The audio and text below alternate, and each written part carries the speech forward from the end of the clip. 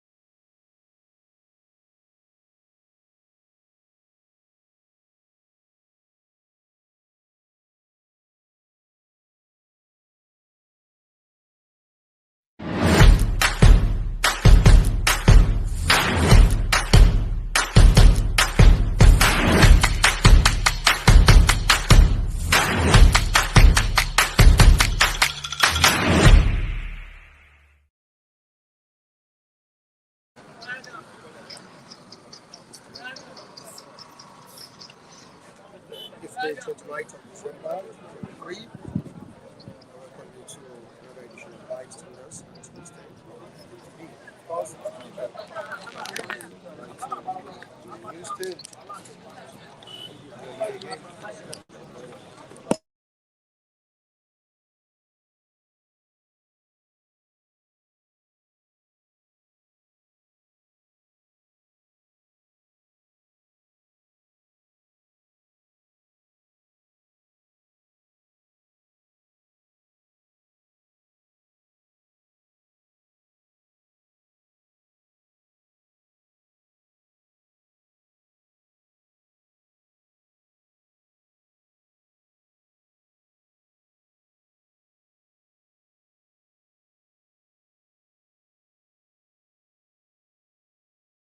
Ahead. Ahead to everyone. All right. I'd like to hear both. Good morning. We have someone saying that check the sound. I think I'm able to rectify that, right? We'll be able to rectify it. Please check it out. Check it out, please. Okay. So, bystanders on this vital issues to discuss with the reviewers this morning. I think we need to really check the sound. Very, very important. We need to check it out. There's a Chimba.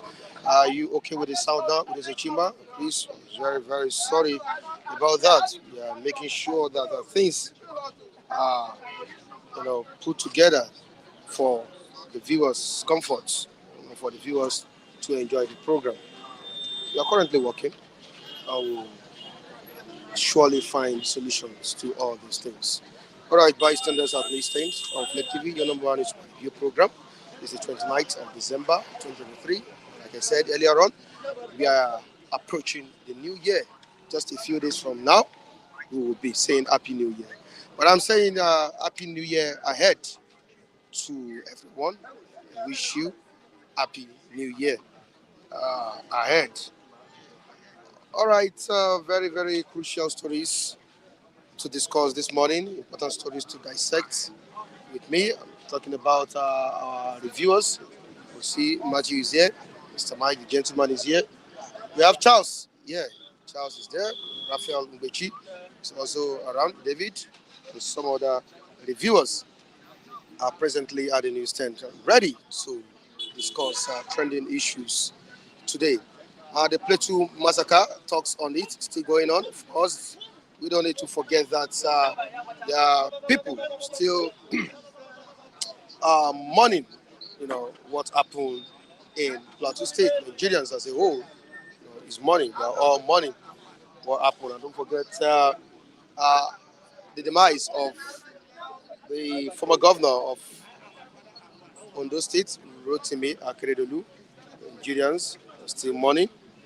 We are still presently mourning the demise of Rotimi Akeredolu. In that state, we have another person taking over governance there, who happens to be Lucky Aiyedatiwa. Is now the executive governor of those states. Like his name implies, Lucky. The man is Lucky. All right, there's still talks on Mobad. The report on Mobad is still ongoing, and Nigerians are still demanding for justice. Let justice be served. That's what the Nigerians are saying, and some celebrities, many Nigerians as well, are still demanding for the autopsy report. Nigerians need it. They want the police to make it public. Let everybody see what is going on Mohbad's case. Okay, latest developments coming out from Plateau State. Not a good news at all. A sad one at this point in time. Uh, is horror without an end. Horror without an end in Plateau State, as these invaders, have written uh, to the community that they will be launching another attack. It's a notice to them, and I believe Nigerian security agents, you know, are fully ready, to protect the life and properties of citizens in there. All right, your number one is review program by standards at the stand. I really appreciate you viewers for joining us on today's edition of this program. We say thank you for always keeping in touch with us on the program. So thank you, thank you, thank you, thank you, thank you. And I say once again, compliment of the season to everyone. Compliment of the season to you, Charles. Compliment of the season to you, Michael. CEO is watching me right now. Biadu Kupolu, compliment of the season to you, Dagogo. Thank you so much for joining me on today's edition of Bystanders. He's presently in the United States of America and watching us live, just as the viewers across the globe are watching us. All right, Dr. Pound, you're saying thank you so much for joining us. It is Chima, one of our esteemed viewers, also saying good morning, and we appreciate you as well for joining us on this program.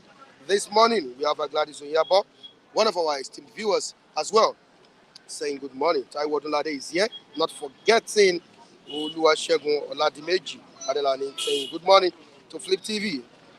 Saying he's watching from London. Thank you, thank you, thank you, thank you, everyone. We appreciate you. Now, quickly to the business of the day. We have the Vanguard, with a very crucial one here. Very, very crucial one here. Plateau. All right. Order without end. Plateau village gets fresh attack notice. On Plateau crisis, we have it here that order without an end. Plateau village gets fresh attack notice. That's what we have here. Moving down to the rider. On the front page of the Vanguard newspaper, impending attack fixed for today, says MBF. Impending attack fixed for today. So the security agents or agencies should be on red alert. Let them be at alert. Very, very important at this point. Life is sacrosanct, and we need to protect the citizens in Plateau State. Federal government to shut sections of third mainland bridge for repairs on January 9. Federal government to shut sections of third mainland bridge for repairs on January 9. Dangote refinery gets third crude supply of 1 million barrels. I think that is what is making Nigerians have hope, Michael. Dangote refinery. There are so much talks on the promises of the federal government on delivery. Okay, you said you are sick and tired of promises. Okay, the Port Harcourt refinery is what Nigerians are still hoping for, but so much talks on it. We'll still talk about that as time goes on. Figure out of school children worrisome. That's what the president, Asiwaju Bola Ahmed Tinubu, has said on the front page of the Vanguard newspaper. Figure of out of school children. Figure of out of school children worrisome, says President Bola Ahmed Tinubu. Down the paper on Ondo state politics. Fear grips political appointees as Akeredolu'S takes charge. Of course, Akeredolu'S is now the executive governor of Ondo state. Fear grips political appointees as Akeredolu'S takes charge. We will maintain 3,500 cement price from January. That's what Bois is saying here. Maintain 3,000 cement price from January, says Bois. We expect this.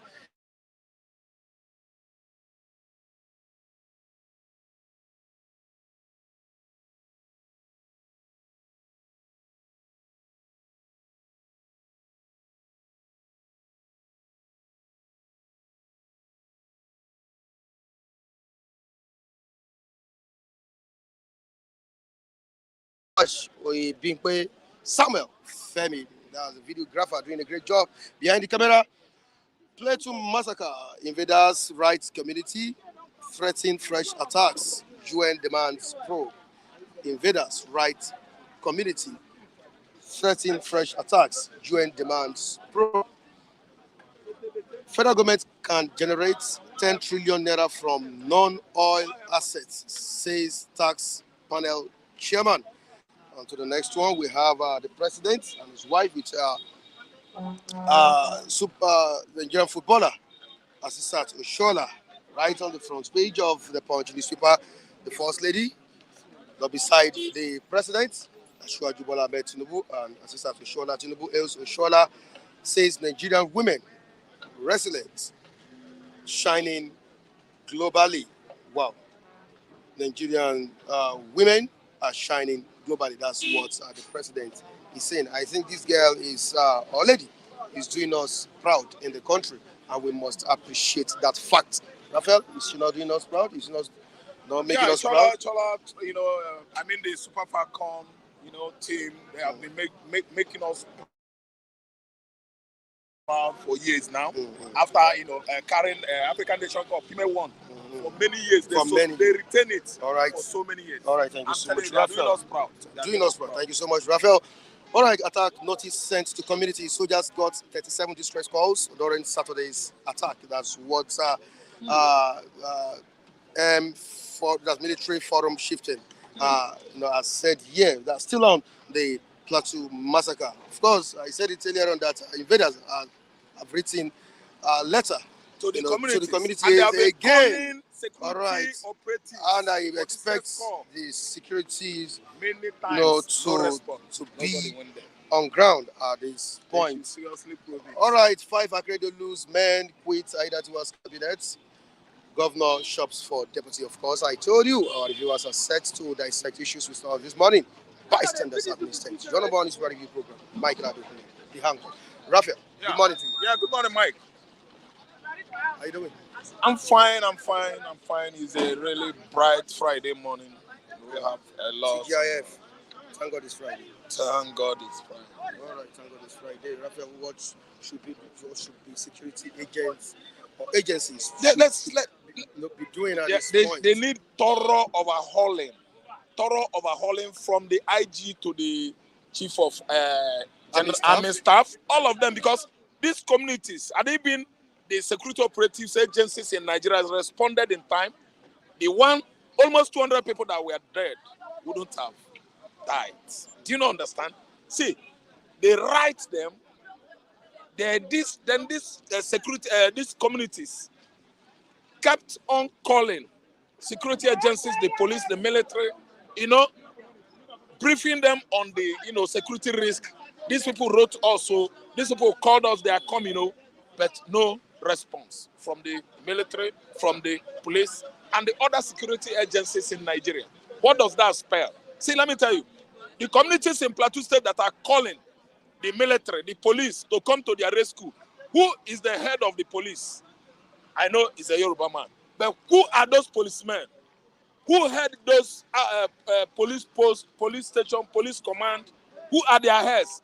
The same Fulani men. Fulani infiltrated. They have been the major people, police personnel in the MPF. They are there.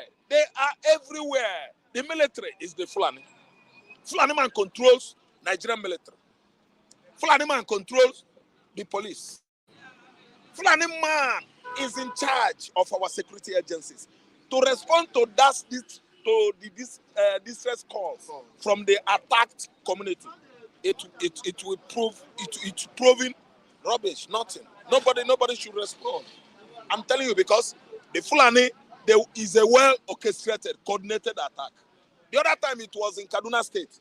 Those villagers were invaded by armed bandits. What happened?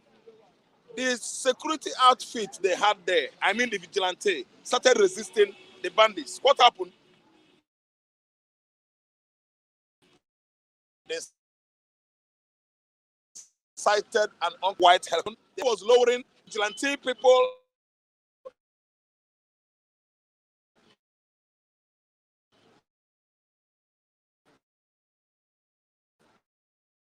With, rejoicing that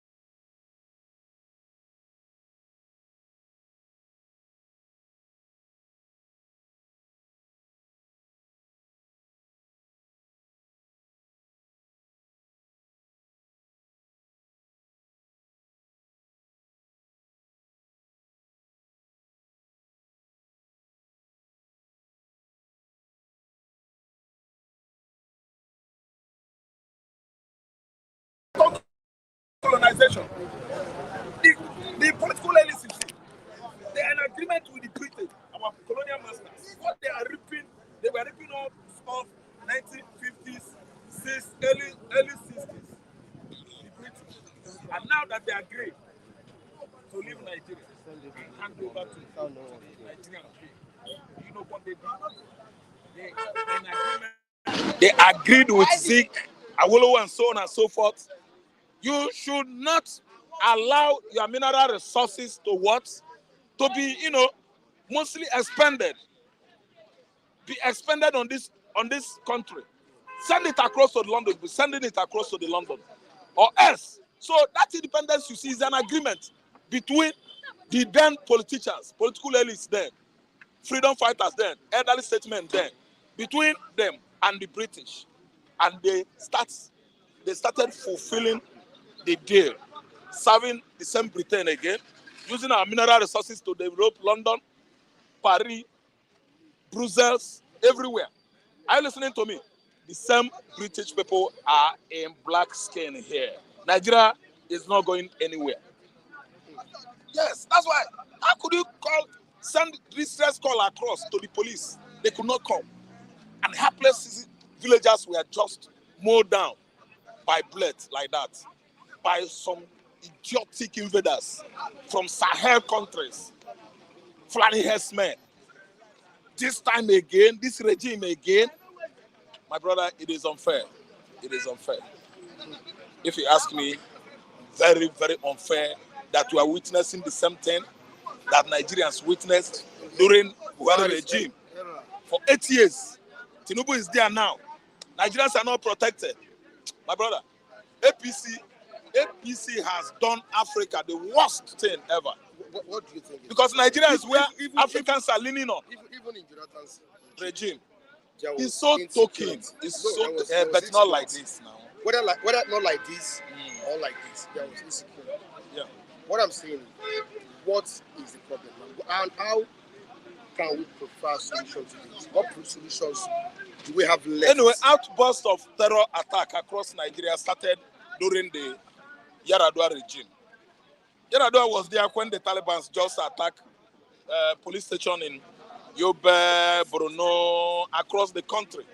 The Taliban, are the Boko Haram, the people that said they turned their back on Western civilization. They started killing, but they were attacking only government interest in the north. With their short trousers, with Gemo, and calling themselves Talibans, until it generated, shall you understand, into Boko Haram. Listen and listen good. See, that time, the Jonathan era, Jonathan did virtually well. The chief of army staff then won an award because he did his work well. General Ifejirika, he won an award. When he was killing them in their large numbers, Boko Haram, what happened? Buhari vex. Buhari said he's ranging on how, because Igbos were killed in 1967. That's why Ifejirika is killing his people.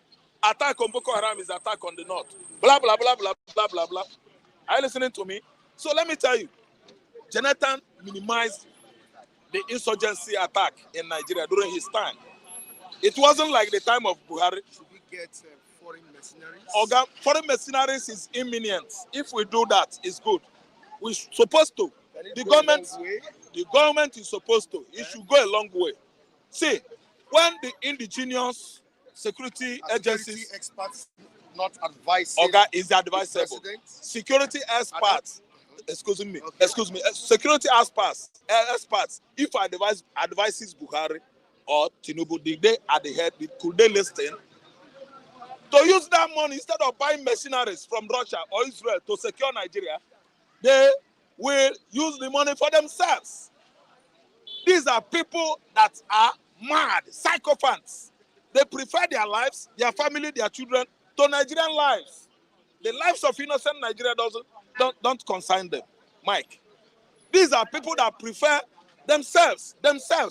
Oh, you want to go and buy mercenaries to give them those billion that Wike and his groups are cutting away into foreign banks, hiding in money, billions into inside septic tanks. okay, you want them to go use it by mercenary soldiers from Russia, mercenary soldiers from Ukraine, Israel, Britain. No, they would rather use that money buy expensive cars, build houses in Dubai.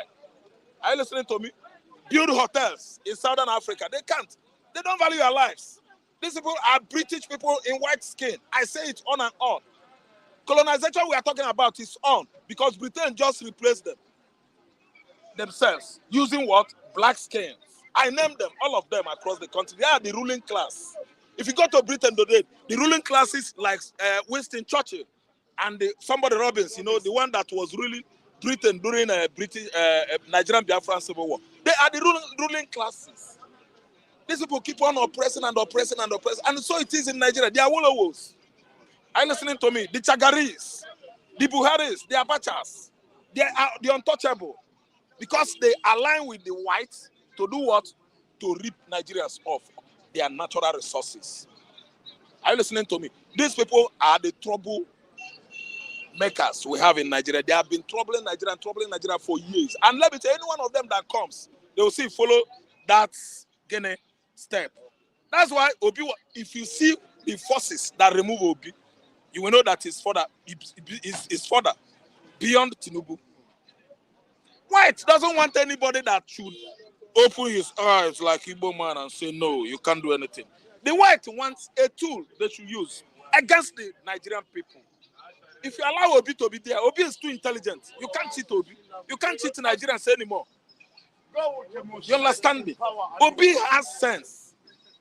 They will always look for somebody that is very, very crooked. Somebody that will understand them. Somebody that will work for them.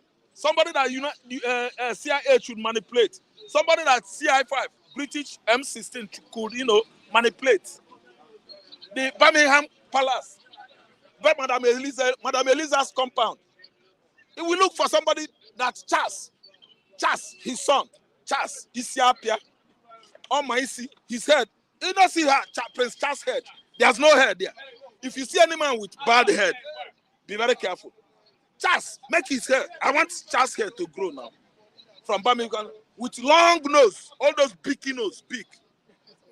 They will look for somebody to use. That's why Tinubu did not win. Tinubu committed many things. White say, turn his back. You people should turn back on him. Leave him. Now, let me tell you, what happened was that Obi is the right man. Adebini was there. Abiola was the right man. Adebini got to that place.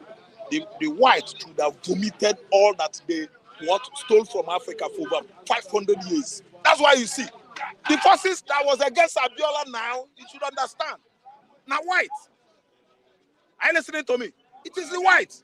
Abacha showed them Chege. That's why they quickly use CIA and kill him. The death of Abacha, many of you don't know. Raphael, do you think Abacha was killed by the white. These challenges of insecurity, Obi would have bought mercenaries now. There are people, Wagner from Russia. Wagner, you have many of them. Within how many months? Oga?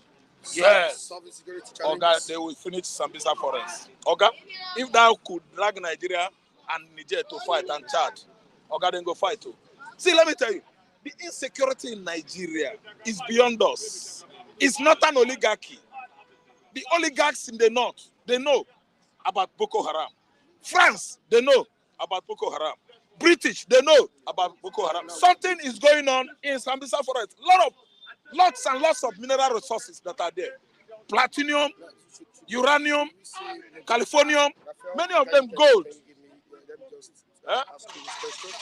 Should we say the president didn't appoint the right service chiefs? Lie. The president appointment is based on compensation, is political appointment. Nobody's handling that post based on merit and experience. If they do, somebody like Ife Juruka, are you telling me that is a political appointment? No, they look at your record and appoint you. Obasanjo, somebody like Ngozi Okonjo-Iweala and Akuyili, Dora Akuyili. These are people that Transparency International say these guys are good. They did well. It wasn't political. Obasanjo appointed the right people at the right time. Fadiko they work for him. It's based on Afikuyemi work for him. Obasanjo. It's based on Onogrua work for him. This man, he used the quality materials. He used the quality materials. Obasanjo wasn't political on his own appointment. If Obasanjo could be a political man, somebody that is giving an appointment based on politics, he wouldn't have finished Tafa Balogu. I just use that one as a pure example to tell you that Obasanjo was after good materials. That's why Okonjo-Iweala was invited over from New York to handle that position, and he absolutely did well. Look at Chukwu Macholudo's performance. The man that brought new generation banking to Nigeria's banking system.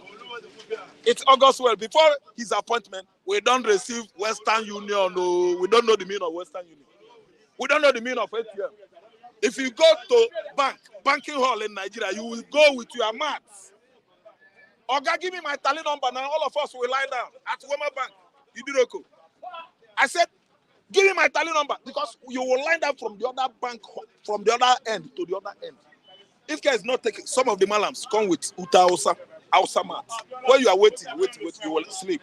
See how new generation banking changed in Nigeria? It is because of a man that is qualified to handle banking system was employed. See, let me tell you, from Chief of Army Staff to Inspector General of Police, it's a lie. It's not, none of them merits that job. Compensation. Are you listening to me? Okay, look at CBN governor. Kodoso now, you must know Kodoso. Now that Emefiele is being punished, is Emefiele responsible for what is happening currently?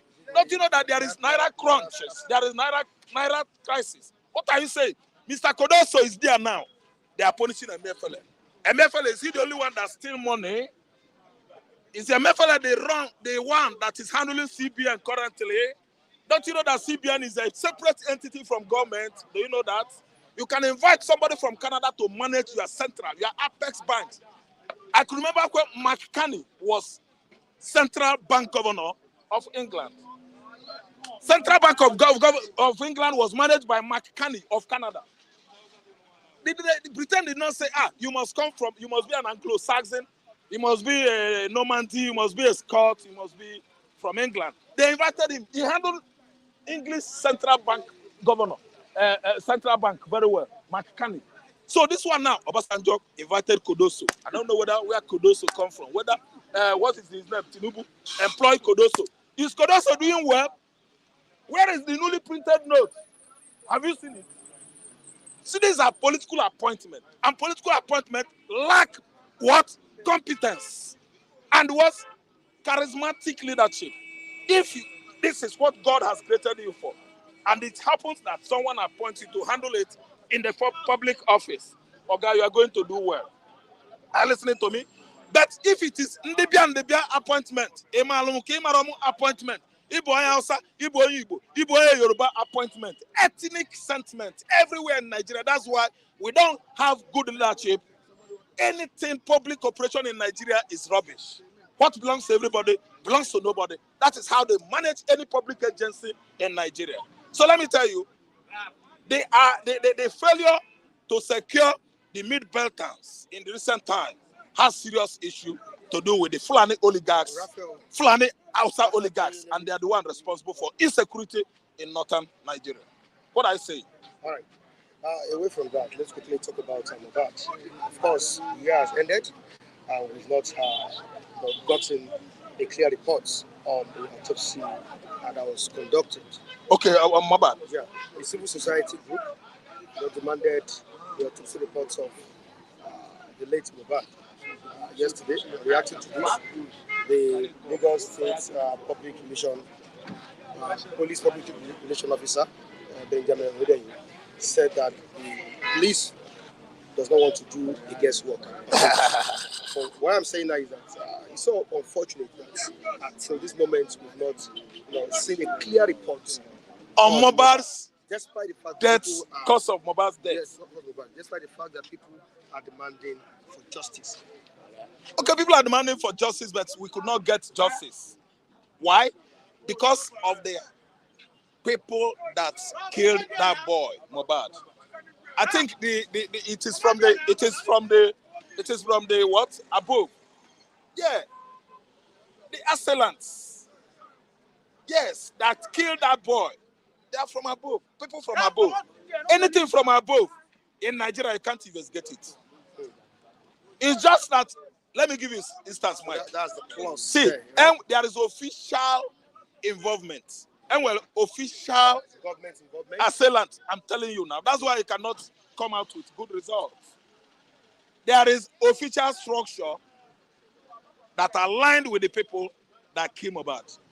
Official structure is there. That's why you can't get it. See, what happened to Lady Diana? Lady Diana in 1997. Diana died in France when the paparazzi were taking picture of him. Okay? Have they investigated and come out and say this is who killed Lady Diana? The British government, the Buckingham Palace, they do that matter. Bugo, open, close, open. They close the matter because they don't want anything that dynasty, British English dynasty, to have anything to do with Egypt. That's why they killed that woman. Are you listening to me? So that's why you can never come out now and say it's Dodi Fayed that was driving rough. Oga, they use paparazzi, French paparazzi, journalists, to pursue them in enter what? Tunnel. They kill. Lady Diana did not die well. These British people, Secret Service agents that are working for the Queen, they go and twist his head, kill him. That was the same day, the same way Mohbad was killed. Mohbad could not die well. He didn't die well.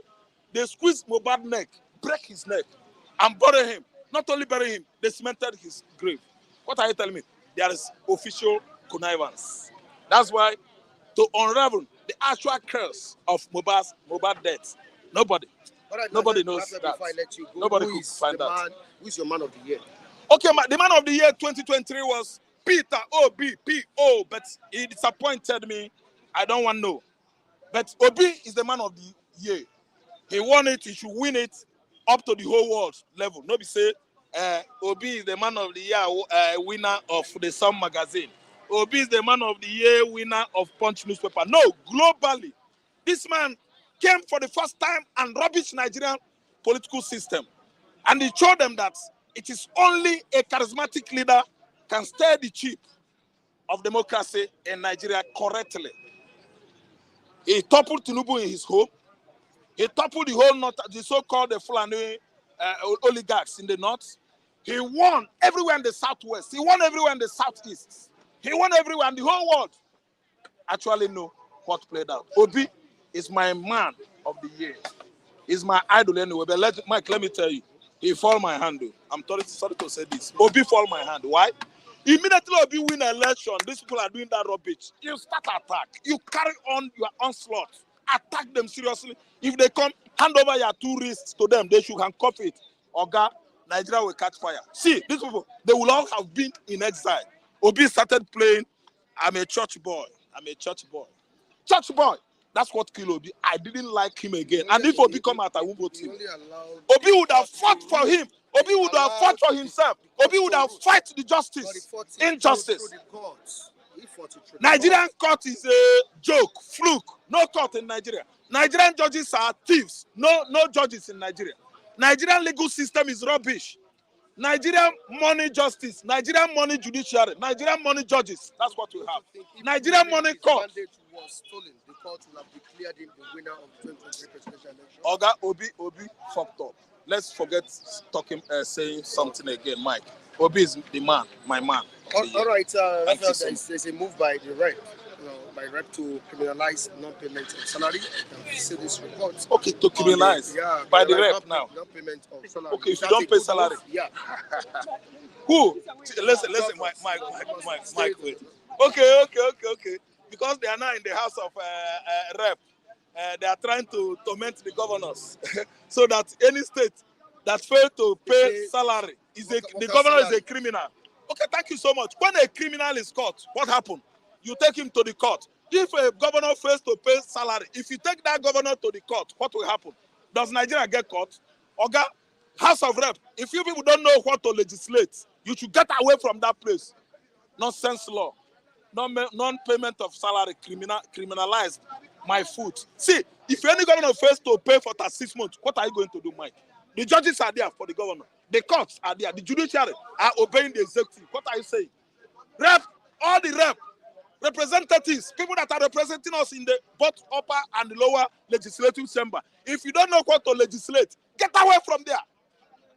Nonsense legislation. All right, thank you so much, Huh? Raphael. Charles, good morning. Good morning, sir. How you doing? Fine, yeah. Welcome on board. All right, we are talking about the move to criminalize non-payments of salary. Is that a good move? Are you right? Well, to me, good morning to all our viewers. Happy Christmas. I think we are still on the Christmas mood. If they really want to finance and fight over such issues, salary problem, I think is a welcome development. Okay. But they shouldn't do it in such a way that it's going to have a sided effect on the side of some other average Nigerians. But as long as they are saying that they want to fight the salary rights of Nigerian workers, to me, actually, it's a welcome development because every worker deserves his wages, and you cannot work where after working at the end of the day you see nothing to eat. So it's a welcome development, but because themselves they have to search themselves the kind of millions that is going on within their pockets and the kind of money they are siphoning from moving from one country to another. Most of these people, they don't even, what did they use the money for? Buy houses for their girlfriends in different parts of the world. So fighting the so-called 30%, is even a 30,000 naira or 60,000 naira salary to an average Nigerian, to me, is actually a welcome development because Nigerians are not happy. Nigerians are actually suffering. Just a salary of 60,000. Look at Christmas. You just look at Christmas as if nothing was celebrated. If not, we thank God for life. But look at the way Christmas was celebrated in Nigeria as if nothing was going on. So I think they should do things about it because the salary is the most important thing. You can't wake up in the morning every day, you go to work, then at the end of the day, you come back and start telling your family stories. There's no salary, there's no money, and other things. So I think it's a very, very welcome. If actually they have to back it up. But I'm one of the reviewers that always tell you that I hate they should always back their actions with words and words with action so that at least we'll be able to see things working out, not telling us stories both on national daily and the television houses. So I'm praying that they should back it up with effective measures immediately. Who can you say is the man of the year? Our viewers here, I call them our viewers because it's not easy. See, so it's not easy. That to me, everybody is entitled to his own opinion. The man of the year is what I'm asking. The man of the year, Yeah. good. I give God that one because I have not seen anything yet.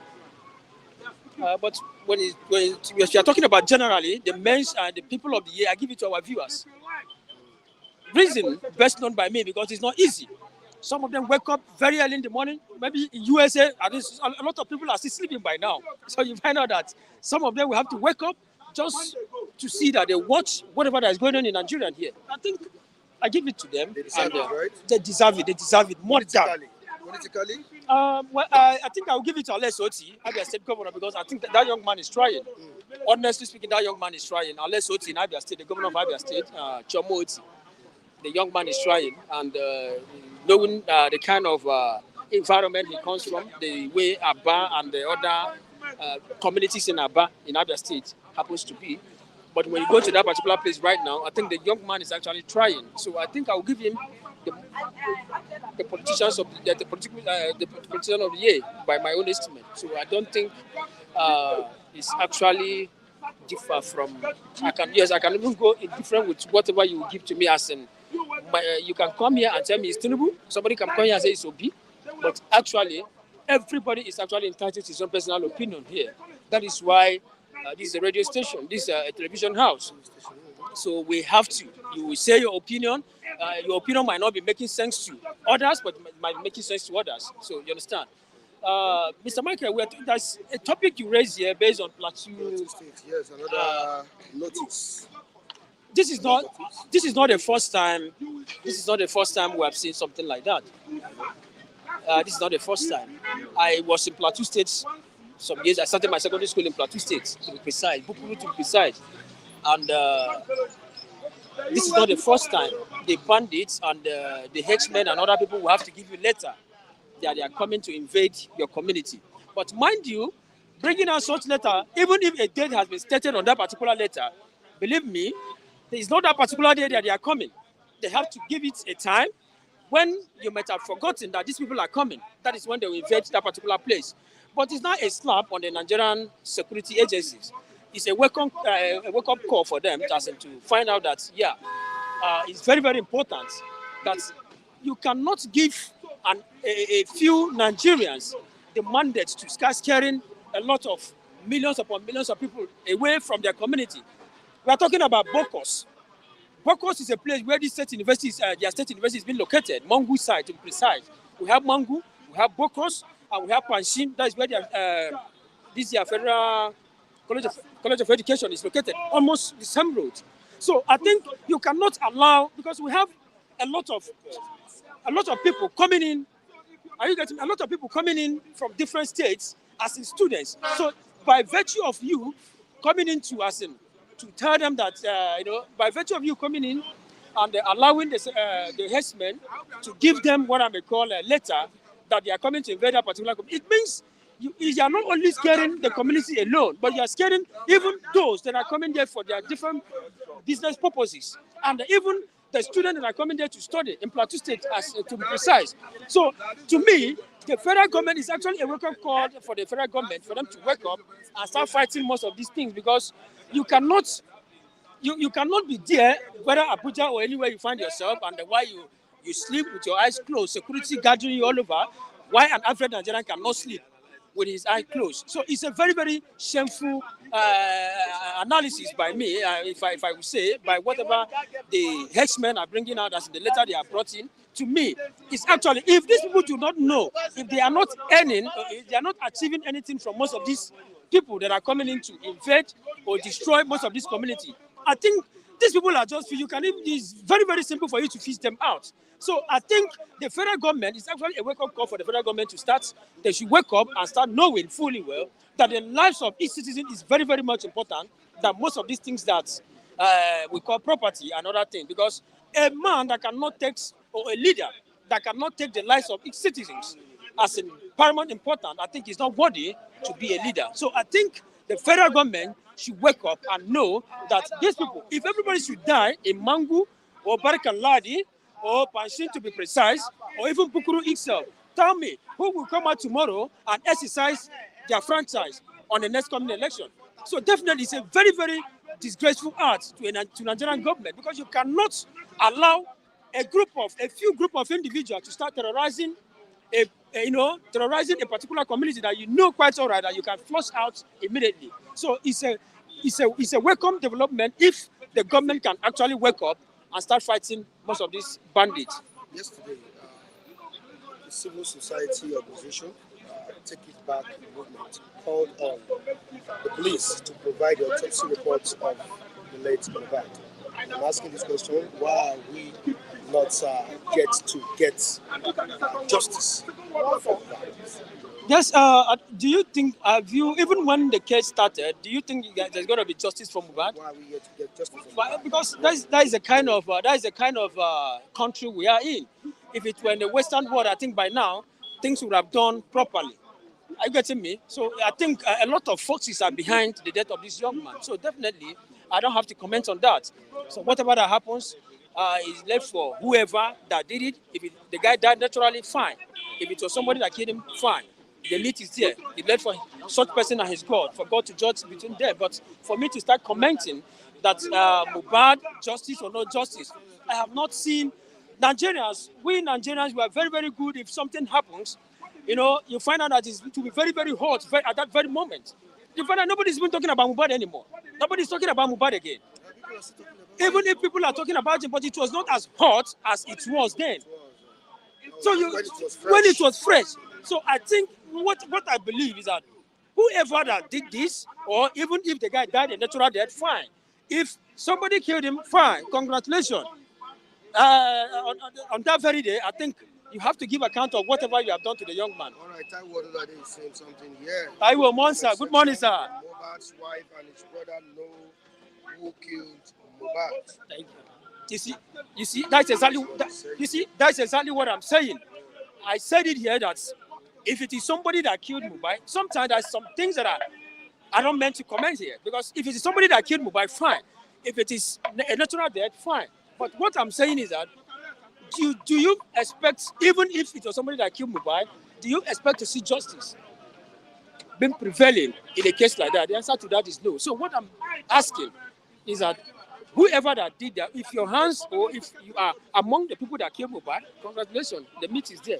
Thank you very much. Charles, Niyi, good morning. There are questions for you this morning. Interesting. One of the questions Yeah. is about the refinery.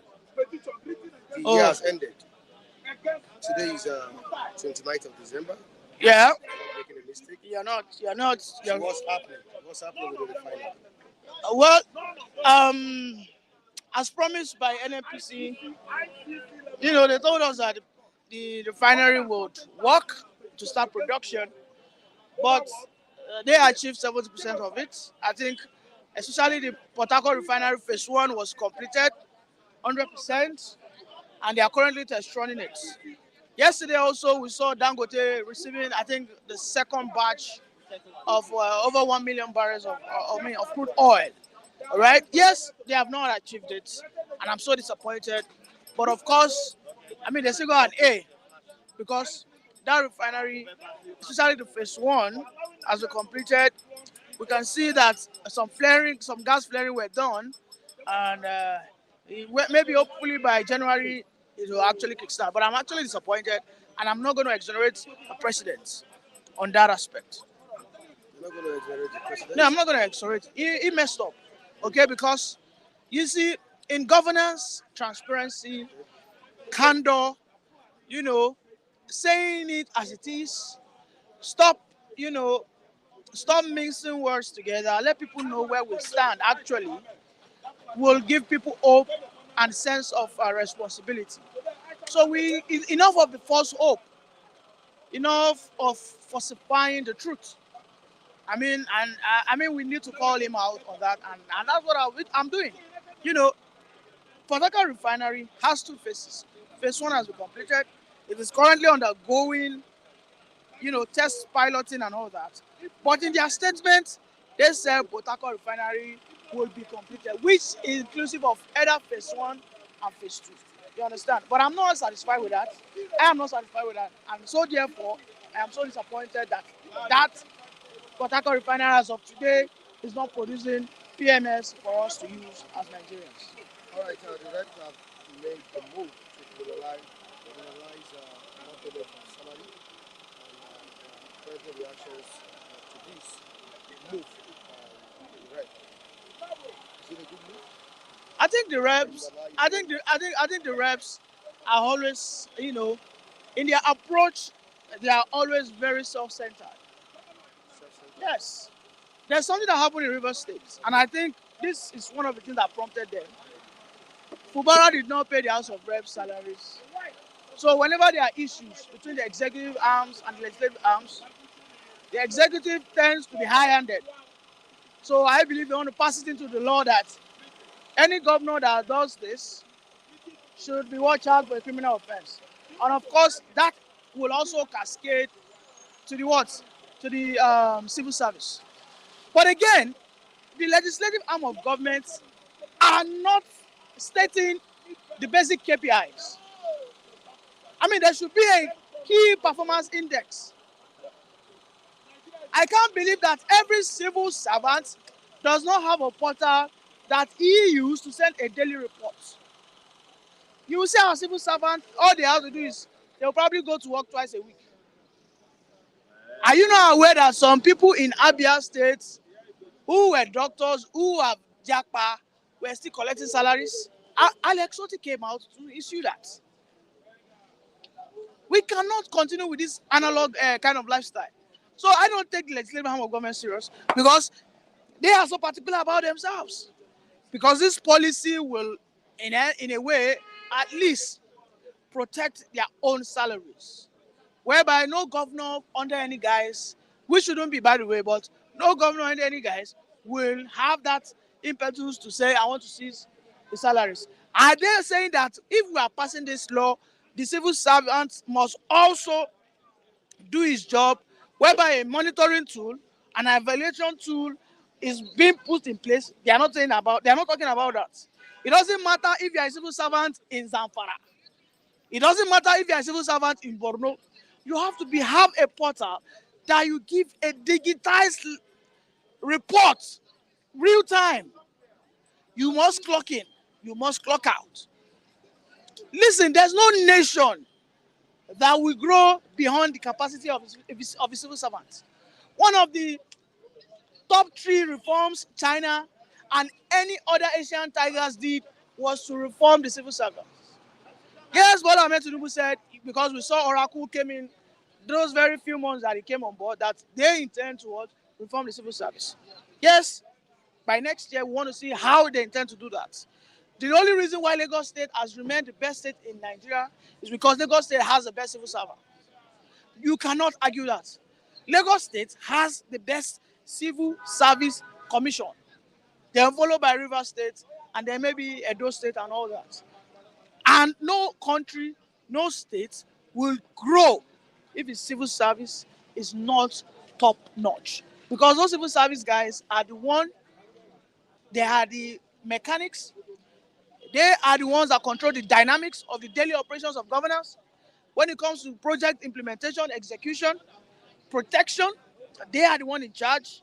Okay, so I mean, our civil service, right from the first level to the second level and then to the third level, that's federal, state, and local government. These guys needs to be reformed. They need to be digitized. Enough of the paper trailing. I mean, I was in the local government to pay for a shop permit. It is so sad that they still have to take a file from this one office to the other. I haven't taken it to the other office. The man was talking to someone, they were gisting. I mean, it was just so, it was as if we are still right there like 150 years ago. It's a shame on us. It's a shame on us. Okay? It's a total shame.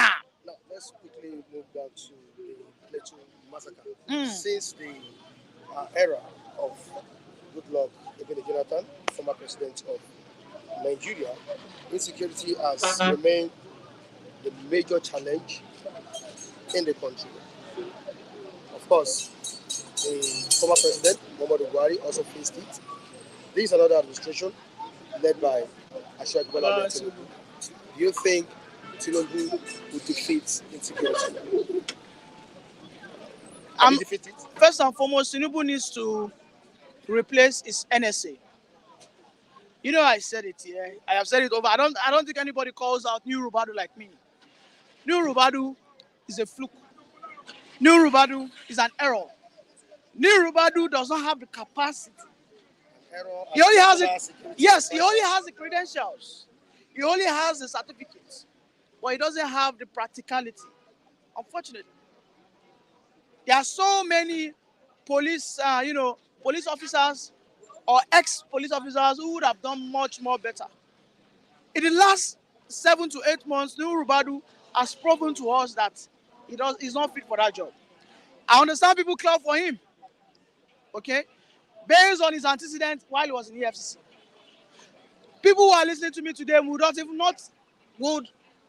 even not still agree with me that New Rubadu lacks the capacity.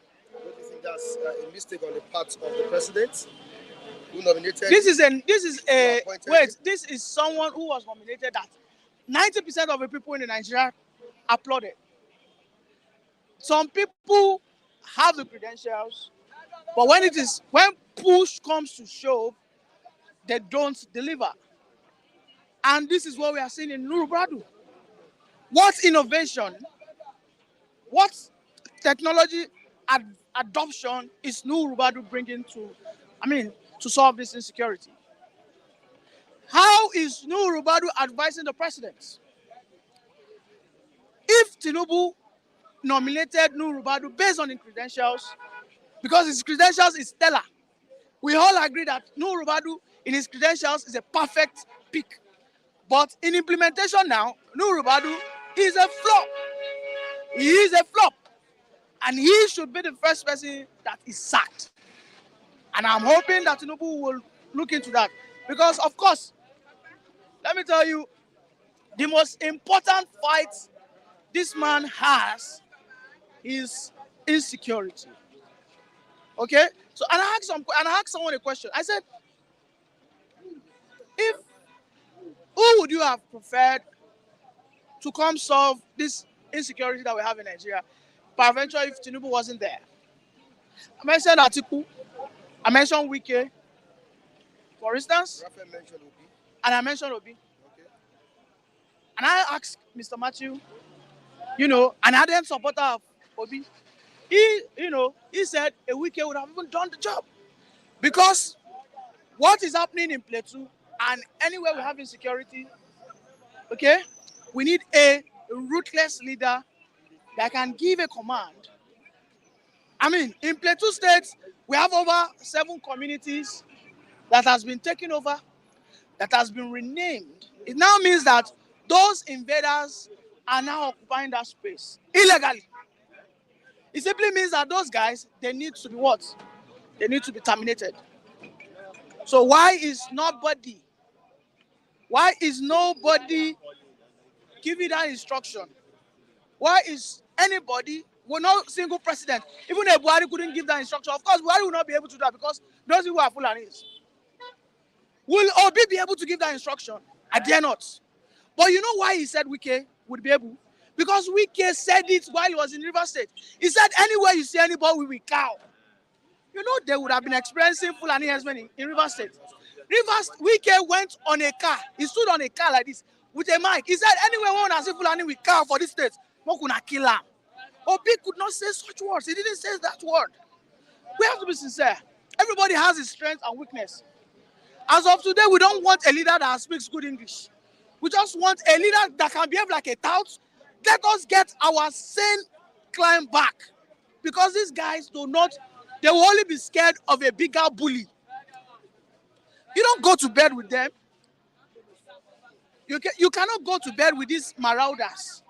You cannot pamper them. They need someone that is a bigger bully, but sincere to the country. A bigger bully simply means someone who is ruthless, who also wants blood to be shed. You are killing my people. I will make sure that anywhere your enclaves are. But of course, he must issue a statement until a statement comes from our federal government that if your territory is threatened, evacuate. We want to bomb that place. My brother, by the time we bomb like 50 communities of these Fulanis, their body go calm. No, you just talked about. But the president is apparently, this is the job of the NSA.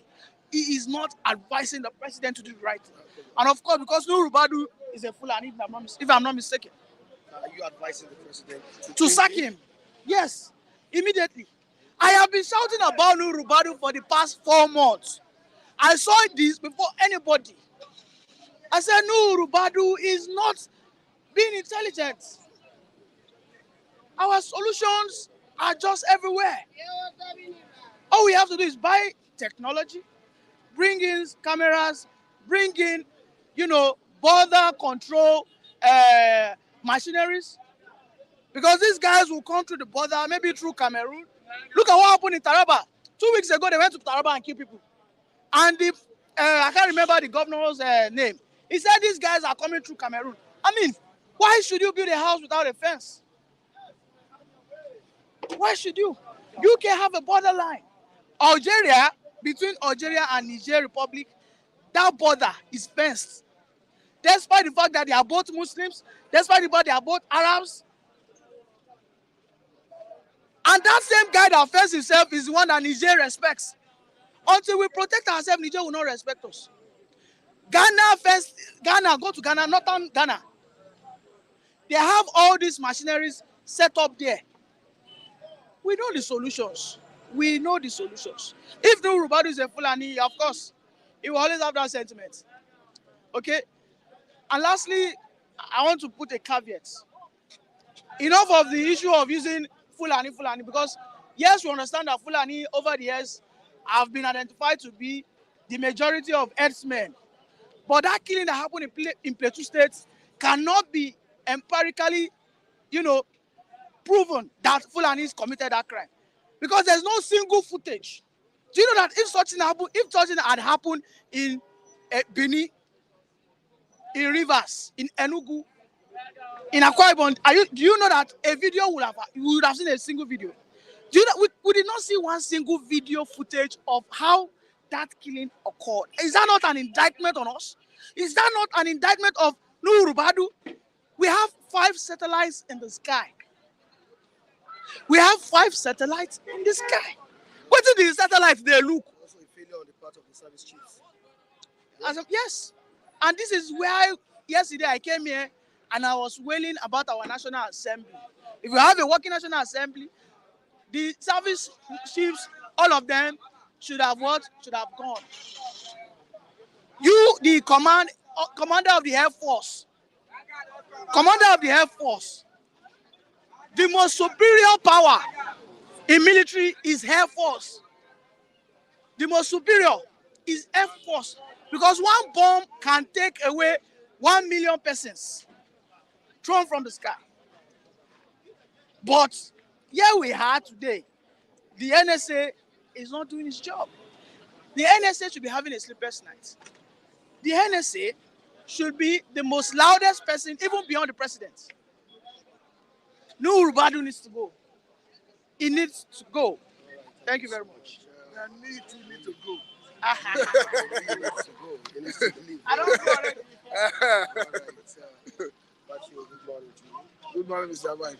All right. I didn't even ask me his man of the year. Me? Eh? Yeah, briefly. Okay, my man of the year. Oh, okay, Mr. Matthew, sorry for that. Well, for me, my man of the year is Professor Mahmood. Yes, yeah. Let me tell you why. Under Professor Mahmood, yes, under Professor Mahmood, a nobody became a somebody. A common bike man became a House of Assembly member. Okay.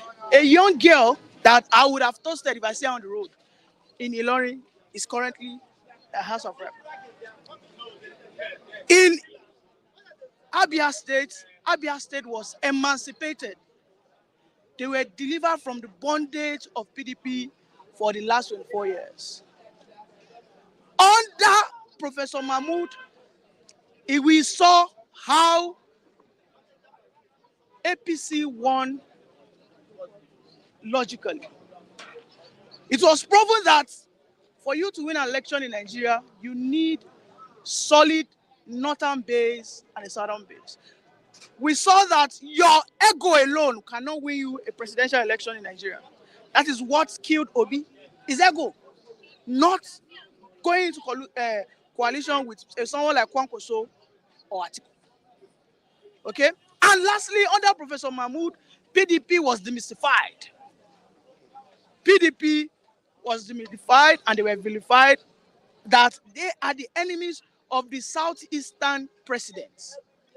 And I think my Southeastern brothers should be happy that a Professor Mahmood happened to them because they now know who their enemies are, which is the PDP. Because the PDP denied them that right. The Igbos do not have a stake in APC like they have in PDP. All their lives, they serve the PDP. And PDP came and stole their mandate. And one person showed it to them in black and white, Professor Mahmood. All right? I'm not saying he's a perfect man, but he is the man of the year. When people hate you, know that you are doing the right thing. Thank you very much. All right, you said when people hate you, know that you are doing the right thing. Did Mahmoud do the right thing? It's quite unfortunate. The elections. It's quite unfortunate that somebody like me will come here and praise Mahmoud. Mahmoud who mismanaged our electoral process.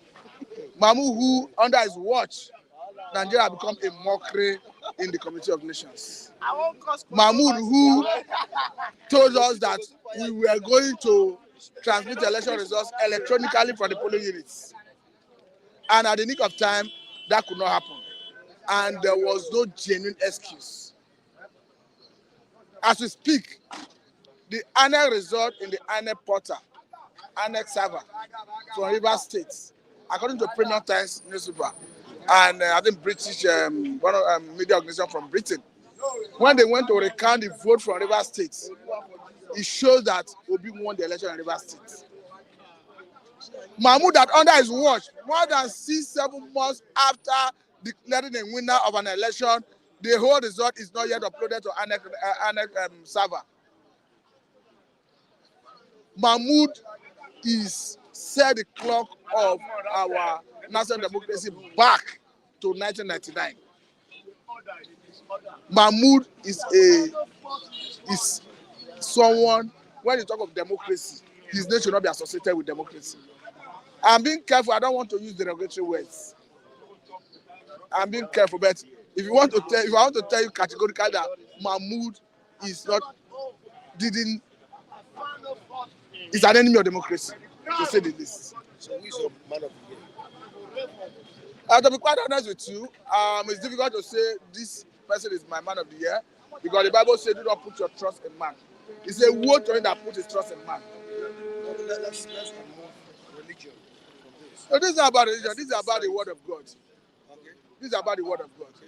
So it would be foolish of me not to take advice of the Bible. You don't have someone who you can call the man of the year? I said the Bible says, "Woe to him that put his trust in man." So I don't put my trust in any man. So nobody has performed out of these politicians? The heart of man is desperately wicked. That's what the Bible says. The heart of man is desperately wicked. So it only takes, even Jesus Christ himself, when he say, "Good master," he said, "Why call thou me good? No one is good apart from God." So I don't glory in what man do. But we are in this world, that the Bible says, but we are not of this world. But the point I'm trying to make is, it is difficult for me to say, I cannot put my trust in man. All this conversation, how this we do, because it's necessary, because we find ourselves in this part of the planet for now. So for me, it's difficult to say this is my man of the year. All right, Lee just said that we can't categorically say that it is Fulani headsmen that perpetrated the evil. Lee spoke well, but where I strongly disagree with him is where he said that it's difficult to say it's Fulani headsmen. We have not seen Fulani headsmen coming out to refute the allegation that it was perpetrated by them. And it's quite unfortunate that we have a country that is supposed to be governed by law, and we have a supposed president, and we have a governor that goes by the governor and the chief security officer of the state. You have your citizens being slaughtered like rams. You are running to Mr. President, begging. I expected Mufwang to start the process of doing a security architecture in that state. Similar to what Akeredolu'S did. But he would have moved it beyond the way Akeredolu'S did it. We understand that these Fulani herdsmen, they can only submit when they see superior power. And the superior power can only come from a constituted authority like the government. I must tell you one thing, Mike. Government is not sincere. There is lack of political will from the government to address it. It is not true that the Fulani herders, that the Fulani Marudin herders, that the bandits, that the terrorists, whatever name they choose to call them, non-state actors, it is not true that they are more formidable than Nigerian security agencies. They are not. Nigeria have comparative advantage over them. We have a platform that they do not have. We can go to any country in the world, negotiate for arms. They cannot do that. We budget billions of naira annually to combat them. The only thing that is lacking is willpower to address it. Sincerity on the part of government. That is where the government should step in. If the federal government fail to discharge their responsibility, because the constitution is unambiguous about it. Section 14B of 1999 Constitution has amended say that the welfare of Nigerians and their security shall be the primary purpose of governance. Then when you now see that federal government is not willing to address it, the federal government the state government should step in. And when you form the security organization, and federal government seems to be frustrating it. Because I understand that before you buy some category of arm, like the AK-47, like the AK-49, you need an end-user certificate for the Office of the National Security Advisor. Then if you have gotten to the stage where you need arm, haven't gotten out of state assembly to establish it, and federal government seems to be frustrating it, drag them to the international arena, International Criminal Court of Justice. Drag them to the media space at the international level. Let the world know that you have done your part, that the federal government is one stampeding how you need to protect the people. Because the way it starts today, the whole world is aware of what is happening in Plateau State. It's an age-long thing. It didn't start today. Amnesty International is talking about it. You and everybody is talking about it. So they all know the problem. Now the solution is what we should be looking at. As we speak, it's on record that retired General Tiwa Danjuma alleged that 7 communities have been dislodged. By implication, it got to show that maybe perhaps there is a displacement reaction. It means maybe these marauding headers have occupied those places. Yeah. And you say you have a government in place. And once somebody will sit in Bodilon in the name of coming to Lagos, for holiday, and people are going there to pay homage. Meanwhile, 170 persons are dying, and somebody will be massaging his ego that he's trying by way of his response or through his utterance. I'm talking about the governor of Plateau State. In a sane society, that is enough for a president to throw in the towel, because you are sworn to an oath to protect lives and property. Under a watch, Nigerians are dying, life are reduced to nothing. It's not because the Tinubu is there. It has been happening. The only thing that will make a difference is if a Tinubu will exert his authority as the president and the commander of the armed forces. It's yet to be seen whether Mr. President Senator Ahmed Bola Tinubu will do it differently from the way Muhammadu Buhari was doing it. Because from Muhammadu Buhari, it was obvious that this man was biased. This man was to advance the cause of his ethnic people. We saw Obasanjo as the president. We saw the now Orani Kakanfo of Yoruba land, Gani Adams. When he felt the activists of Gani Adams were threatening the national peace, he arrested him. This guy is a Yoruba man as the president. We said under Jonathan, as weak as some people will make it to look like. Under Jonathan, we saw the bombing in UN office. Before you knew it, Herioka and Chasoka, who are siblings, was accused, and from a joint ethnicity with the same thing with Jonathan. One was arrested, taken to Johannesburg in South Africa, under prosecuted. One was prosecuted in Nigeria.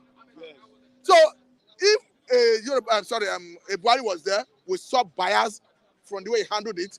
We are not expected to see the same thing under a Tinubu. I'm not yet indicting a Tinubu anyway. I'm not yet condemning his action. But let us see what he will do going forward. Because this is like a litmus test. Let us see whether, one, you have that boldness to that willpower to confront these Fulani headers. I'm not saying they should do what they did in Ghana, because in Ghana, they chased away the Fulani out of Ghana completely. But in Nigeria, I think they are integrated into Nigeria. Somebody from the corner is saying I should bring solution. Solution is ranching. That is the truth. But from what we are seeing, emerging threat in Plateau State, it do not seem as if ranching will solve it. But we are seeing a situation where these invaders want to, it's like a genocide, a total extermination of a race, taking over their place.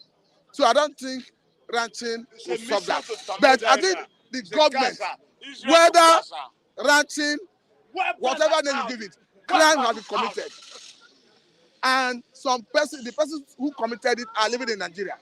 Does it not behove on government to arrest and prosecute them? In any country, as a government, what makes it ultimate is to have monopoly of coercive power. How come Nigerian government is sharing this monopoly of coercive power with non-state actors?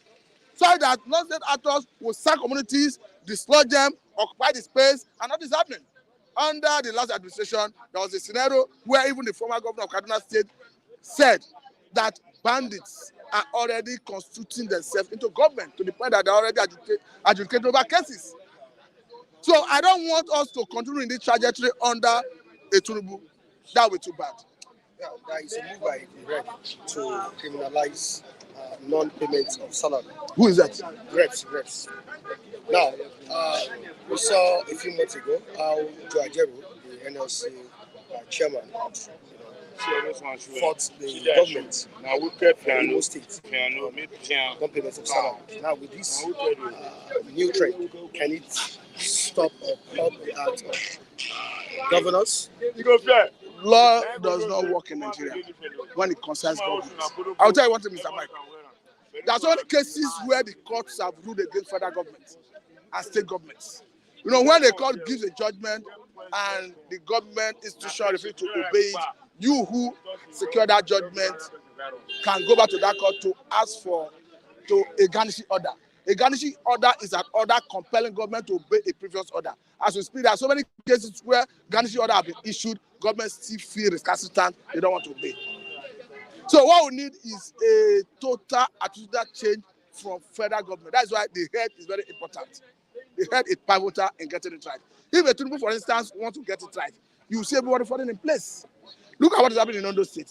Because the governor died, you see people resigning because they know that once Akeredolu'S takes over, he's like all at all. The authority, the buck, and everything rests with him. So in the same way, we need a president that will be decisive, that obeys the rule of law, that will see the law as the guiding principle. But what we see in Nigeria is people are loyal to the person in that position rather than being loyal to the constitution. And that one makes Nigerian democracy different from other places in the world. But if the law is passed, can it stop the governors? The governors live above the law and nobody questions them. That's the problem. The laws that existed, are they not living above it? They are living above it. Nobody questions them. As we speak, which law permits state governors to misappropriate local government funds? As we speak, it's on record that almost all of them, apart from Rivers State and Jigawa State, under the last governor of Jigawa State, I don't know the correct one, according to Noge, these are the only two states that are known not to misappropriate local government funds. Is there any law that gives the right to misappropriate it? Are they being prosecuted? The ones that have left office, if you say they have immunity, the ones that have left office, are they being prosecuted?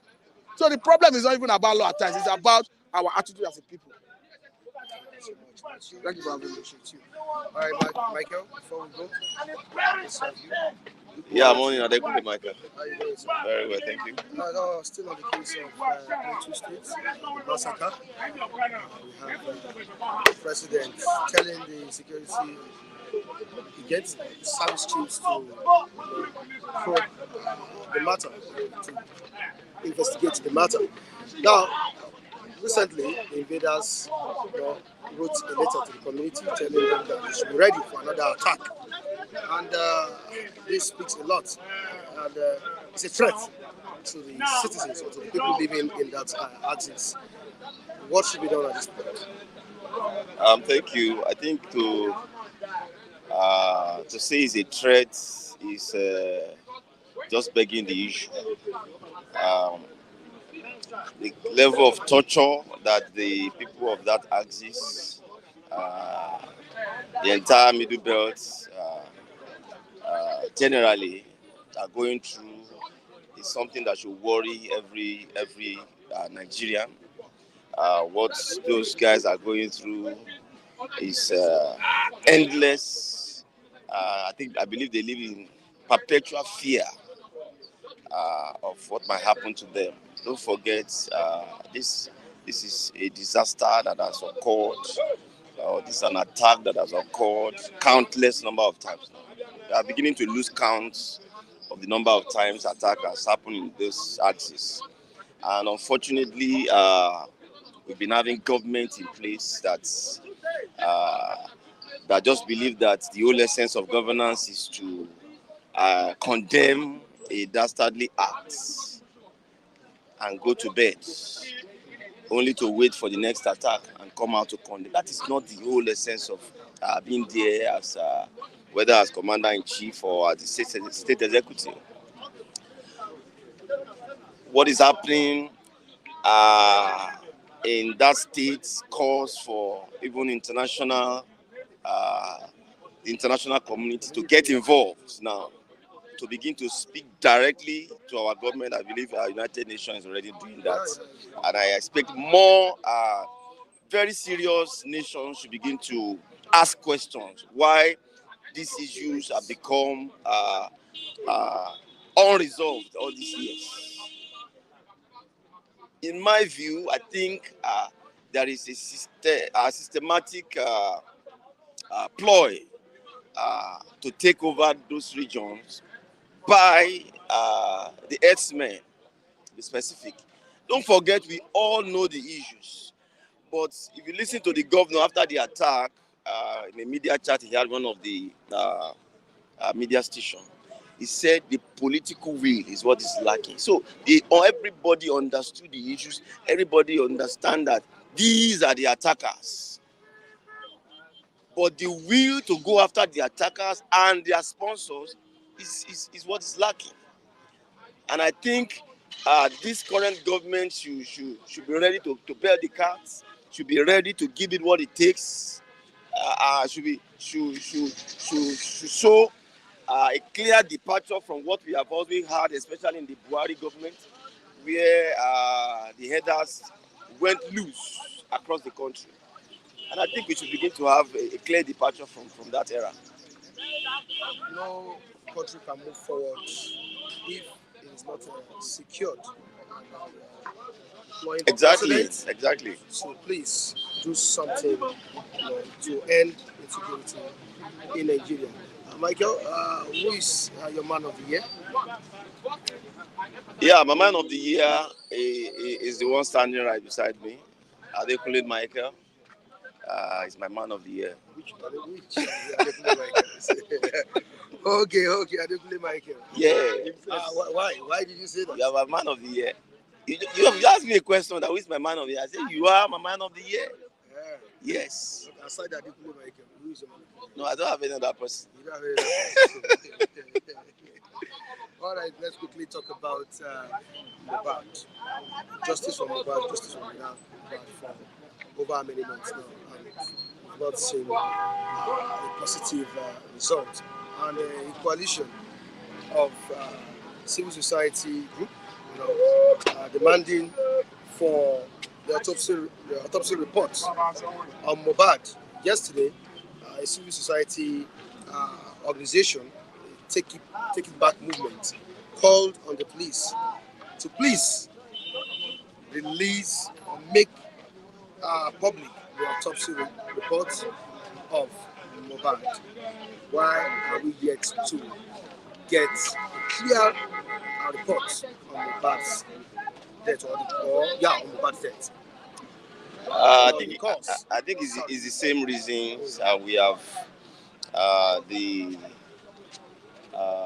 importance we attach to lives generally is beginning to dwindle.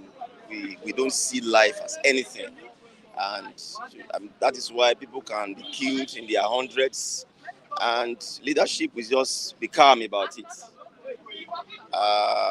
For Mohbad issue, do we need any civil society organization to start a protest or to begin to place a demand before we get the report of the autopsy? What is in there in an autopsy that it is becoming an endless investigation? So I mean, it's the same attitude. When the issue happened, we saw the pace at which everybody were moving. You would have thought that same pace we get everything resolved in a matter of days and all of that. But days is becoming months, and the whole thing is becoming very, very embarrassing. Mohbad died in a circumstance that is questionable. The police got involved, and everything just went blank since then. And the entire thing was left for people to start speculating and be saying things that are not. But when the report is out, it's made public, people get to know what transpired, so that you will have even succeeded in ending rumors.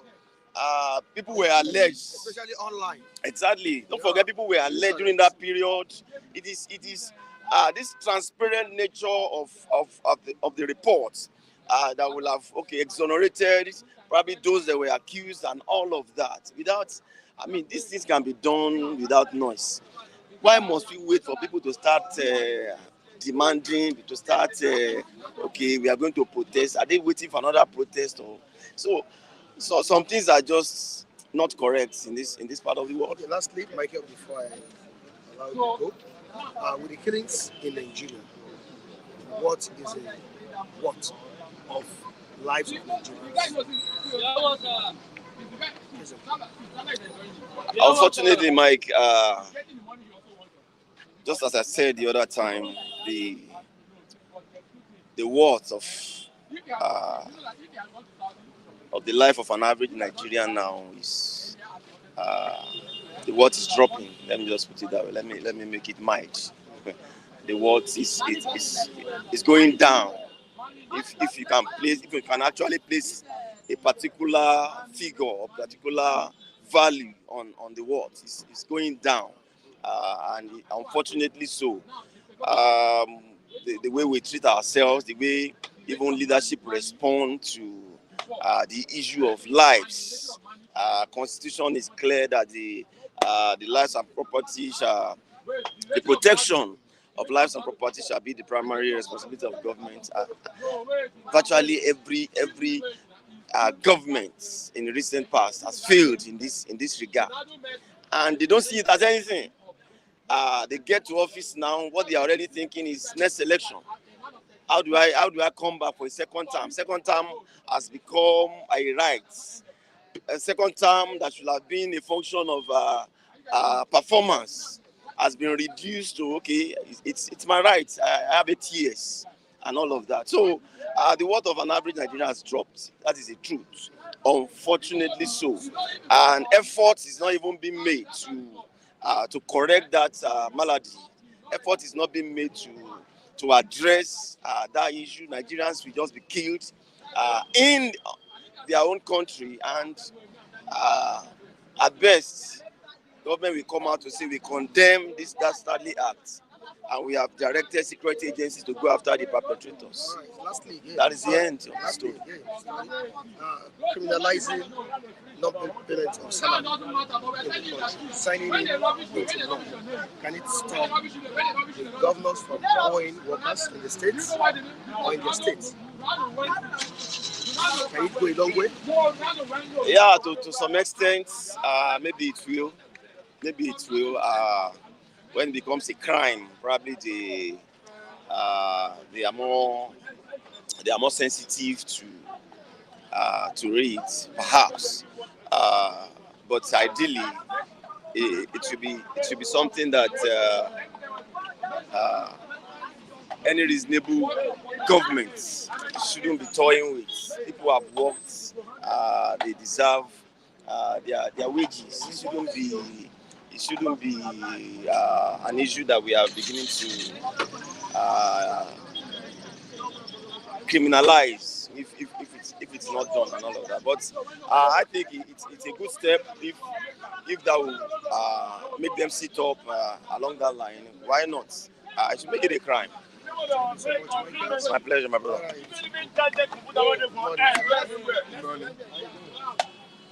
All right, so okay, we have a few minutes to go. That's always been the case with me. I always have few minutes, sir.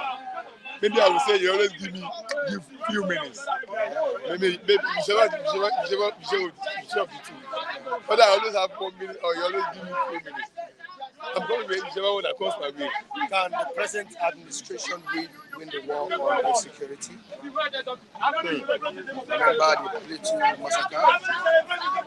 Remember Boko Haram terrorists terrorizing the nation? Friday herdsmen, bandits, and all of that. Can this present administration win the war against insurgency? That question, my answer to that question is, Are they ready? my answer to that question is mixed. It's mixed. Yes, they can. And no, they cannot. No, they can't. Yes. Yes, they can. No, they can't. Okay. Can you explain to us? Yes. If the government of the day knows that security is not an issue, it's not a matter to centralize. I hope you are getting my point. Security issue is not what you centralize. It is what you decentralize to the lowest level of society. Whereby we here, where we are right here, we are granting interview. We should be conscious of handling the security of this immediate vicinity we are handling the interview. The moment you decentralize security matters, the government will be able to handle it. That is, you decentralize the whole structure of the whole Nigeria into such a structure that each will have a certain level of authority to control and manage the security situation. Like local government now, this is the kind of local government. What is the security structure apparatus of a kind of local government that you can that's at its disposal to deploy to manage its own security within its own locality? Does the government has any? No. On the side of this road is Ifakojayi. What is security structures, infrastructure that is in the hands of the Ifakojayi local government to safeguard the life and property of people in that immediate locality? Nothing. Doesn't have. Come to the state. What is the number of security structures, infrastructure the state government has as a disposal to handle security of life and people in the state? It does not have it. The state governor, someone does not have any. All the security apparatus, security structures and institutions, he has no control over any one of them. Only at the central level we have the security structure, installation, facilities, infrastructure, at the make and call of one particular person, Mr. President. That means if anything is happening in the local government now, the chairman has nothing in his position to deploy to handle the situation. If it's happening in Lagos State, Sowore Alleges does not have anything to do at his best to deploy to the station. He will have to get across to the president before anything will, and you do know when it will take him to have access to Mr. President. And if Mr. President is at liberty, it has his will to respond to the call of that governor. If it's in line, in tune with him, probably they are the same political, but if considering an opposition party, he may ignore him. Meaning, his people in the state, in the government, will suffering the security problem they are expressing.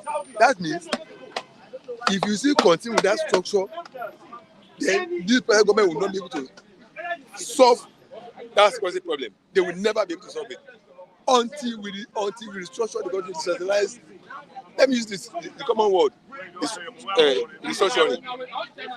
Security of the York State, primary security situation, of York State, California, is not the headache of President Biden in Washington. It's the primary responsibility of the government of those states. And their localities too, they have their mayor, what's called the government. The immediate one in that locality is the responsibility of that mayor, or the government officer, authority of that place. So before it now get to the president, it must have almost been seen to be getting out of hands, wherever they cannot handle it before President will now intervene. But here, smallest security constitutional situation has to be brought to the attention of Mr. President far away in Abuja before there will be any intervention. So how can they solve it?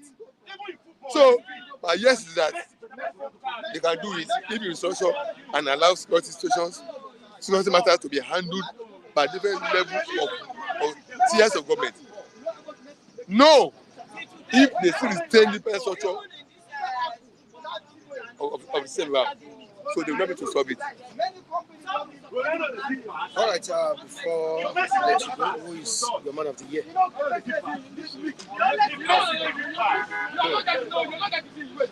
Thank you. I think if I will name my man of the year, I will name myself. Of course, yes. Because the system does not give me any encouragement, and I refuse to give up, and I refuse to be discouraged. I still have strong faith to pursue my aim, despite the responsibility you get from the side of the government. I was not dismayed. I was not discouraged. I was not frustrated. I still maintain my coolness and hope. No, I'm a zeal to pursue my aims and objectives, my goals in life. Supposing there is a man that created that enabled environment for me for this to achieve easily. Without this too much struggle. I will have pointed to that man that this man created an enabled environment for my thriving. But there's no one. Is it the past administration that left? Is it Buhari that took off a government that was still before he left? Or is it the one that took over? Buhari, that on the day of announcement, on the day of inauguration, he never knew that there's no longer Tinubu is not President Tinubu who pronounced a statement that bring harder hardship on Nigeria now. Who did not view the matter properly? Who administered what does this doctor call before they carry injection on you and before they do surgery on you? That's something that will kill your pain. After he has carried the surgery, he's now administering anesthesia also, something like that. So somebody who has medicine after that, this is the one I'm going to point to. Is it in my states? The palliative for everything is a problem. Where is it? Where is all the so-called the promise the relief packages? They promise citizen. Nothing. So nobody created that environment for me to try. I was one that refused to be discouraged. I was encouraging myself, forging ahead, showing, still believing that one day, wow. So that means I pick myself as the man of the year. Yes. Thank you so much, Mr. Alleges. Yes. I really appreciate you. Yes, sir. All right, Oluwa, please, just a few seconds. See, I'm going. happy New Year in advance to all our viewers worldwide, Nigeria and everywhere. So I just want to add to the language that Nigeria is breathing. Nigeria is not happy with the correspondent of the situation of the atmosphere. It's bad. Can't be watching and people will be dying like fowl. So let the government think twice and change the situation. And let the security, especially the security. You can't give us apology, say we are sorry for the mistake we done in Kaduna. What about the mistake? Is it mistake in Plateau State? See, we have to be relevant in our speaking language because we are the sons of God. So the truth will set you free. Don't have the truth, you can't go free. What I'm looking at, what I'm seeing, what I'm believing, the government of Nigeria don't have the truth. Okay, now I don't even believe, and God will never let it to happen.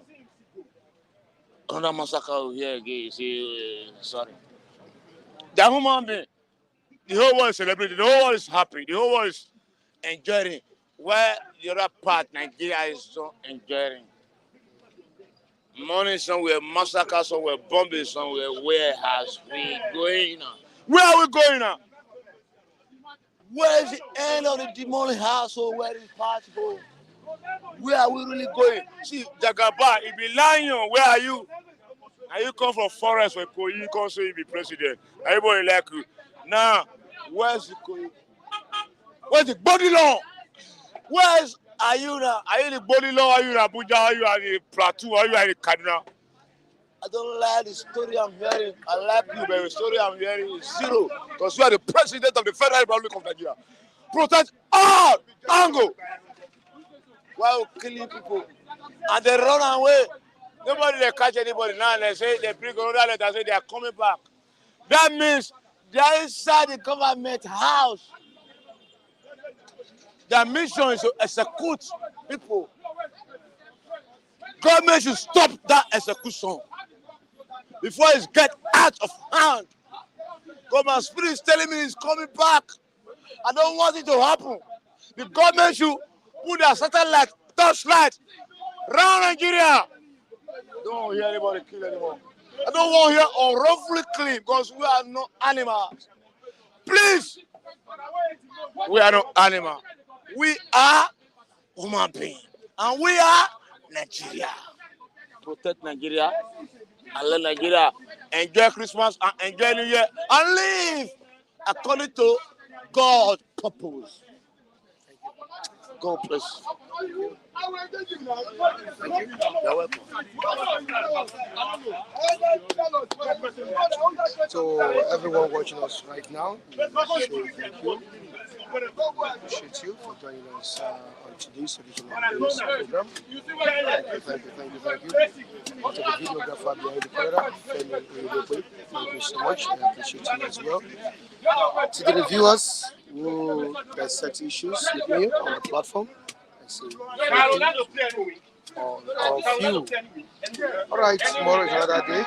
Saturday, the weekend edition of Bystanders at Instead. That will be 30th of December, right? That will be 30th. Tomorrow will be 30th of December. I appreciate you for keeping in touch because all through the year, from January to December, even if I didn't start with you, I think January, I started at the middle. Maybe August or so, July, August. We appreciate everyone. So thank you. Dipo, in United States of America, Mr. Dipo, thank you so much. Ben Osadieye, we appreciate you as well. In America, Rotimi, I appreciate you. Jacob Adedeji, thank you so much. Taiwo Odunlade, Udeze Chima, my man. Thank you so much. The rest of the viewers watching us. Now, you can call out the names. Thank you. Please, our social media handles are right on the screen. You can also join me on Facebook, Michael Timothy, Instagram, Michael Timothy, TikTok, Mike Flip TV. Thank you, everyone. Bye. Tomorrow is another